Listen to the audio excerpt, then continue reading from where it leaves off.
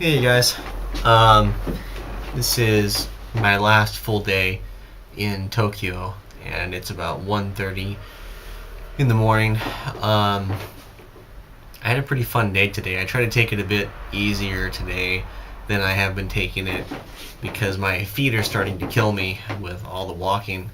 So today I got up in the morning and um, sort of planned my day out and chatted with some of the other people staying here and had a pretty relaxed morning. Um,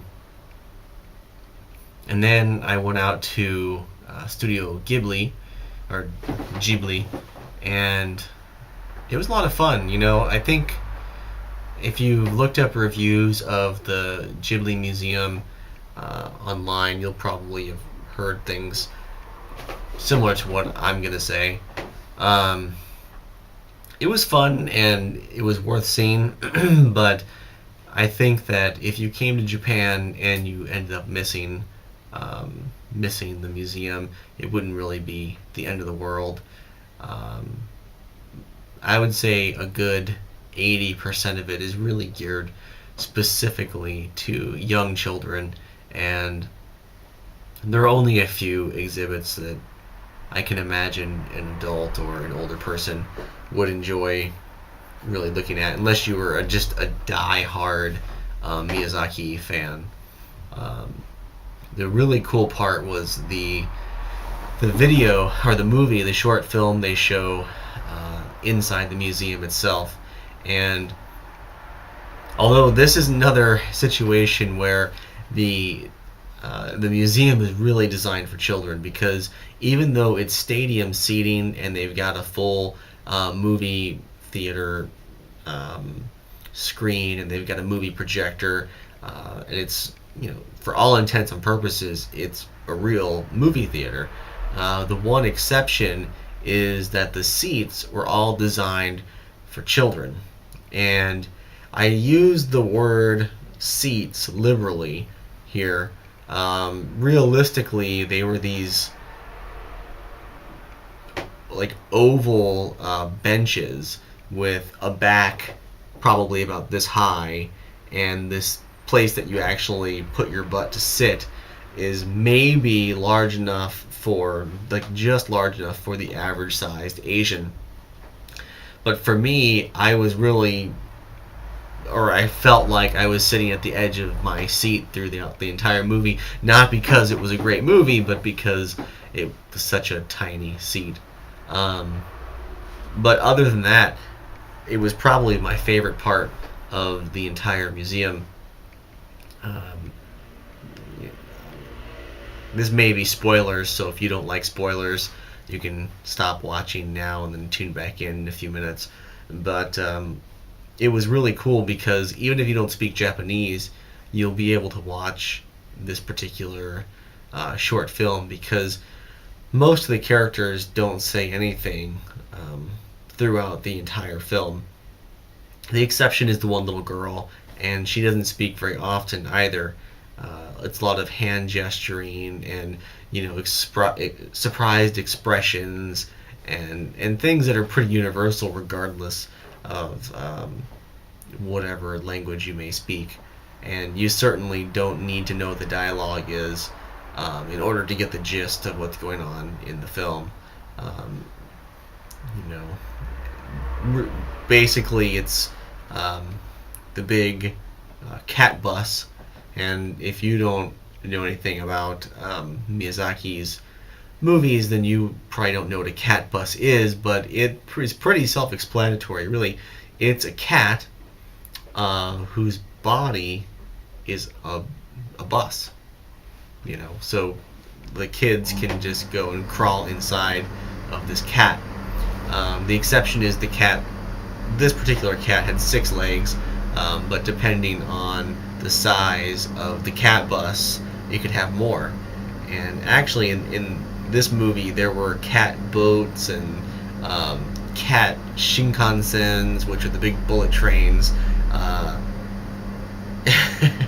It was really cute, and everyone was laughing, and it was a good time, especially when you see for the first time, the cat Shinkansen come just screaming out of this forest at obviously high speeds, just chock full of creatures. It was really, really funny. And I think that if this movie is still playing, because I hear they rotate them every so often to different movies, if this one's still playing, it's definitely worth seeing. I think that the movie itself was worth the trip out to Mitaka. I believe that's where I had to go, Mitaka, to see it, which is probably a 20-minute train ride, I would say, away from where I'm staying at Nakano Station. And you know, it's definitely a good place to take pictures on the outside. They don't let you take pictures on the inside. So if you're looking at my photo albums and you think to yourself, okay, you know, all these pictures are great, but what's it look like on the inside? Well, the answer is you're going to have to go and look, because they are very diligent when it comes to making sure people aren't taking photos of anything inside the museum. There's at least one guard in every single room of that museum, and I think that it would be difficult. Excuse me. It'd be difficult to sneak a photo in there, at least without someone yelling at you. So after the Studio Ghibli, or Ghibli Museum, I keep saying Ghibli because they spell it Ghi, and in Japanese, when you want to say G instead of Gi, you do Ji. And I don't know why whoever decided to Romanize the characters for Ghibli made them Ghi. That's not a typical Japanese romanization. Usually if you see a G and then an I near each other in Japanese, that is Gi. So I keep getting confused because I was saying it wrong for so long because of the romanization. Now that I know it's actually the Ghibli Museum, I'm still having a lot of issues. But anyway, you know, it ended with rain. You'll see in one of my other videos. It actually was storming. There was lightning and wind, and my umbrella that I brought with me at the very first strong gust of wind became a cup instead of an umbrella. It just flipped inside out, and yeah, it's broken. It does not work properly anymore, but I don't want to spend $4 or $5 on an umbrella when I brought one with me. So until it literally falls apart, I'm going to keep using the umbrella that I have with me. Yeah, so after the Ghibli Museum, I came home and I just kind of rested. I got a little bit of food.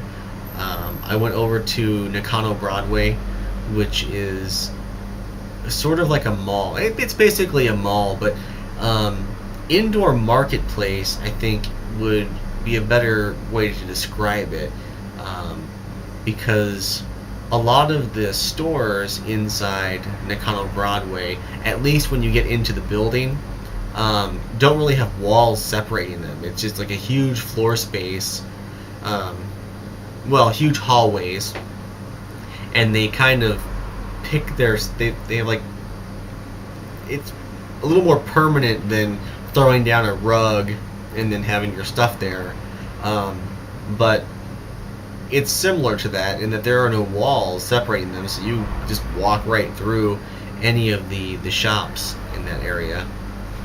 There are stores that have traditional walls, like we're used to, as well, mixed in there, but I think for the most part I would consider it more bazaar-like.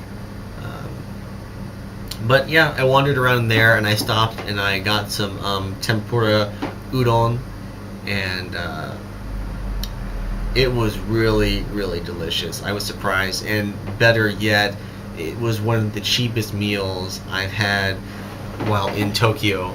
I mean, this place has amazed me constantly with how expensive everything is. Um, yeah, I mean, if you want coffee in the morning, just a simple cup of coffee, be prepared to spend, at least $4 for it, between $3 and $4, um, and that's from a store. That's not even going into a cafe and trying to order coffee. So it's pretty expensive out here. Um, so the fact that I got that tempura udon for probably $6, I think, for a big bowl, and I mean that was really filling too. Um, it was pretty decent. So the only issue there was they don't serve drinks. So they had this little pitcher of water at the corner of the stand, because realistically it was just a stand. It wasn't a restaurant where you have seats and things. You walk up to the counter, you tell them what you want, and there's a little counter that's a little bit lower from the main counter, and you set your bowl there and you eat your udon. Um, but it was a really cool experience eating at a little stand. So after that, I came back and I hung out here, relaxed, rested my feet, which have been killing me. I've got sneakers, and I put inserts in them that add cushion, and still, with all the walking I'm doing, my feet start to scream at the end of the day, or in the middle of the afternoon, as in the case of today. But it was sort of dual. I had two reasons for coming here and resting. My intention for today was to go to Akihabara, which is, they call it like Electric City Town or Electric Town, something like that. And it's the place to go if you want to buy electronics. It's sort of like Silicon Valley is to computers. That's what Akihabara is to electronics. They've got video games, they've got cameras, they've got musical instruments. I mean, anything that you can think of that is somewhat electronic related will appear somewhere in Akihabara. But the reason I wanted to go at night was most of the buildings are lit up with LCD screens or neon, or something like that. And it's really pretty and vibrant at night. So I was pleased that I waited. I got there right at the right time. The sun had just set low enough that they were turning all of the signs on. And the one thing that surprised me was the number of maids. I knew ahead of time that there were maid cafes in Akihabara, because it's also known as a bit of an otaku town, which is, otaku is someone who's really into some specific thing, and in many cases it means like anime and manga, things like that. And those types of people enjoy going to the maid cafes because it reminds them of some of the manga. I think the very first maid cafe that ever existed was based on a specific manga where the main character was a maid, like a French maid.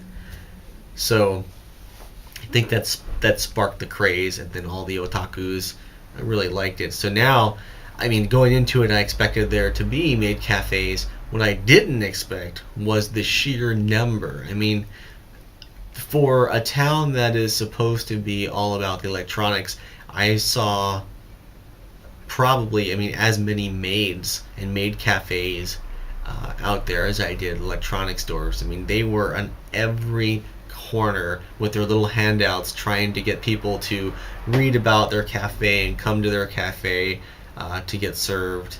And it was pretty crazy. There's all these girls just yelling at you when you walk by. I don't know if you guys have been to Vegas, but in Las Vegas they have something similar where they have these guys standing around. They want you to come to their strip clubs or whatever, and they're always handing you these little slips of cardboard paper with the address and some drink special or whatever. It's just like that, and these girls are just as harassing as those guys in Vegas. I mean, they really want you to take those little papers. I mean, I'm lucky because as an American, some of them don't even bother asking because I think they don't feel comfortable speaking English, and also they probably realize that it would be difficult for an American to go to a maid cafe anyway, because part of the service oftentimes with maid cafe is that they sit down with you and chat. And just kind of let you relieve the stress of the day, I guess, if you're a salary worker and you don't have a lot of friends to go hang out with or something. You can go and chat with the maids. It's not one of those. I mean, most of the maid cafes are not like porn cafes or not strip clubs or anything like that. Although you'll see if you go through my photos. It's a little bit blurry because I had to really zoom in, and it was on like the 20th floor of some building. But there was a maid dancing in the window, but she wasn't dancing for the people in the street. I could think the stage happened to be near the window, and so she was doing a dance for whoever was in the maid cafe there at the time. Which I didn't realize that there were maid cafes that had dances, but apparently there are. So Akihabara was a lot of fun. I went into a bunch of the different game centers. Well, I say game centers, but the way they're more like hobby centers, I guess, because everything is built up in Tokyo, and that includes Akihabara. So you'll go into a building, and the first floor will be like a restaurant and I don't know, maybe like a little department store or something. And then you go to the second floor and you'll have like a hobby shop. So if you like to make models, they'll have a bunch of boxed models and then the different paints that you can use and different tools and that sort of a thing. And then you'll get to the third floor and you'll get like the teenager games. And then you get to the next floor after that and you start to have more of the serious gamer type of games. I don't know if I have it in my pocket or if I put it somewhere else. Here it is. In one of the game centers, there was a little stand with these maps, and I thought that they were maps of the layout of the store, so you could figure out where the games that you wanted to play are. But what it really is, I don't know how well you guys can see this. This is actually a map of the game. So when you get into the game world, you can use this map to find your way around that specific game's world. And I just thought it was really, really funny that they have a map that you can. Oh, and they call it the tactical map for EFSF side 1.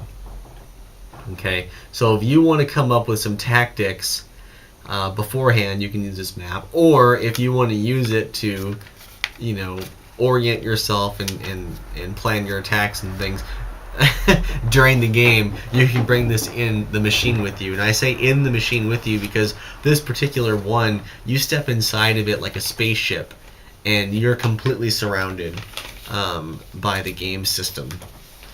So it was really cool. I kind of wanted to try it, but it didn't say how much it was, and I didn't really want to, wait and get in one of those things only to find out it was going to cost me like $5 or $10 a game or something.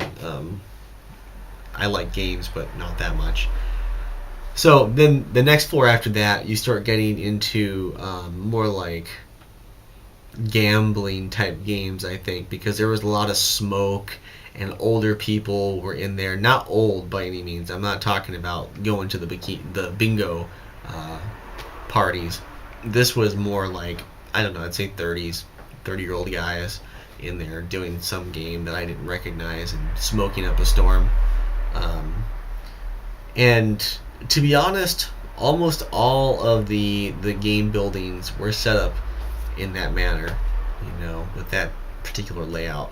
So by the time I got to the third building, that was supposed to be like a game building or whatever, and I saw it was essentially the same, I kind of stopped going in them, just because it's neat the first time, and after that, if you're not going to play the games or eat at whatever restaurants on that floor, or oh yeah, some of them have the maid cafes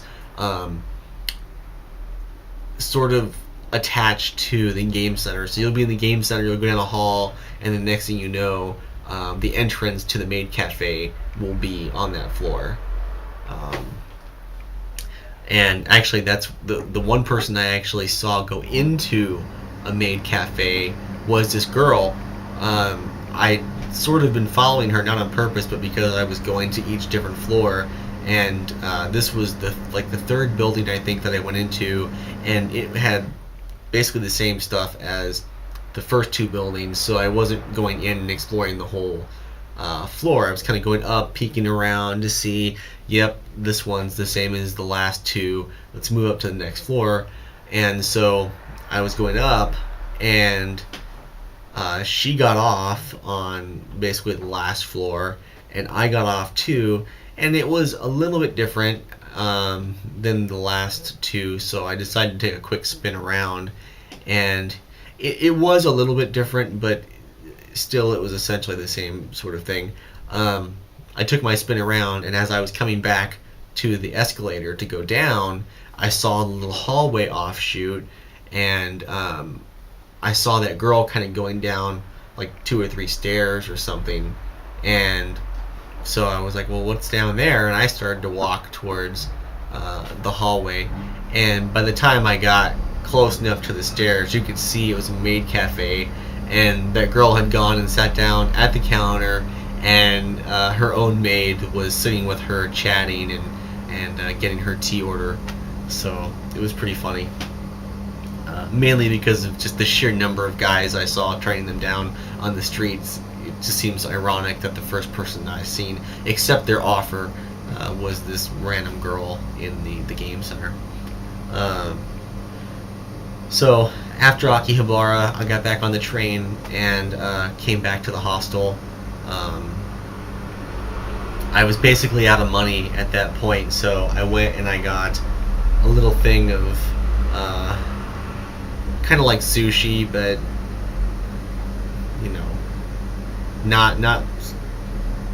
not quite what you get at like a Trader Joe's, but not really awesome sushi either. But it was cheap, which was good because I didn't have much money. And then I got one beer to go with it for tonight, so that was my dinner. Some little convenience store sushi and a convenience store beer. But it was good. The sushi was good. The one thing I didn't like was the fact that they used real cucumber in it. I thought it was going to be like a pickled daikon radish, and it ended up being a cucumber, which I hate cucumbers, and so that was nasty. And then I stayed up chatting with one of the girls that works here, and then there's these 3 girls that came in from I don't know, something like the Netherlands or Sweden or some sort of North European country, and it was fun. It was a lot of fun. They went shopping today. The Norwegians did, and then the one girl who works here, she and I have been talking more because she's helping me learn Japanese.